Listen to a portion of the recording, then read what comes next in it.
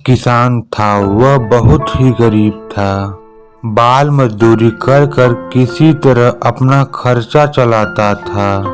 एक दिन की बात है, खेत में काम कर रहा था, तभी उसका बेटा आता है और बोलता है, पापा, आज घर में बनाने के लिए कुछ नहीं है।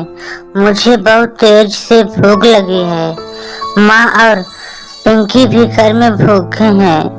आप कुछ करिए ना, आप कुछ करिए ना।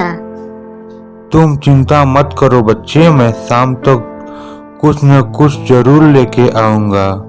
तुम घर जाओ, मैं लेकर आ रहा हूँ। किसान अब सोच में पड़ गया कि हे भगवान, अब मैं क्या करूँ।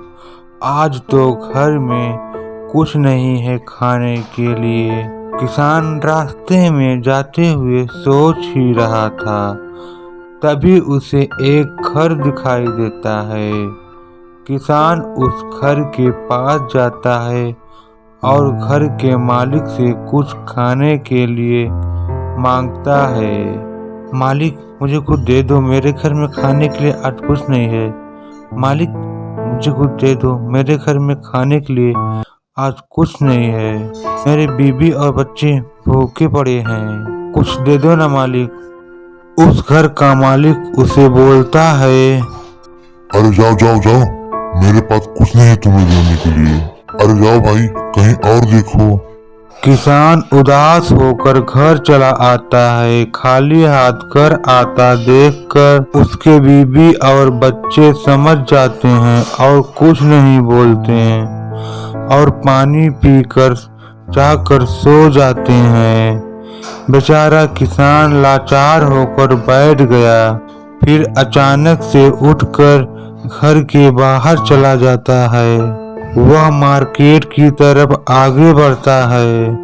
तभी रास्ते में उसे एक बूढ़ी औरत मिलती है।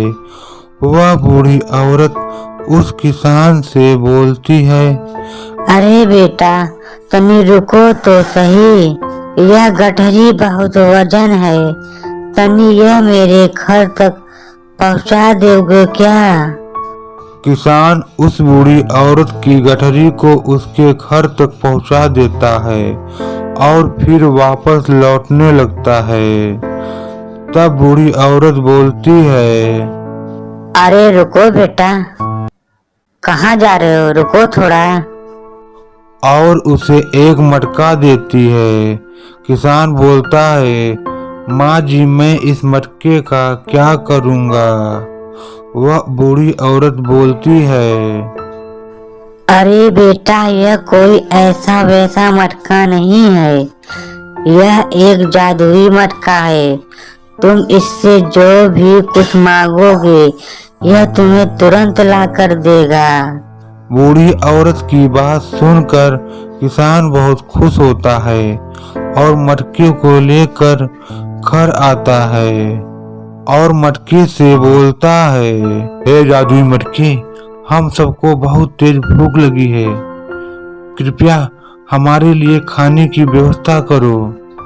इतना बोलते ही तरह तरह के पकवान उनके सामने तुरंत हाजिर हो जाते हैं। फिर किसान बोलता है, हे जादुई मटके, मेरे पास पैसे नहीं है, कृपया हमें पैसे लाके दे दो।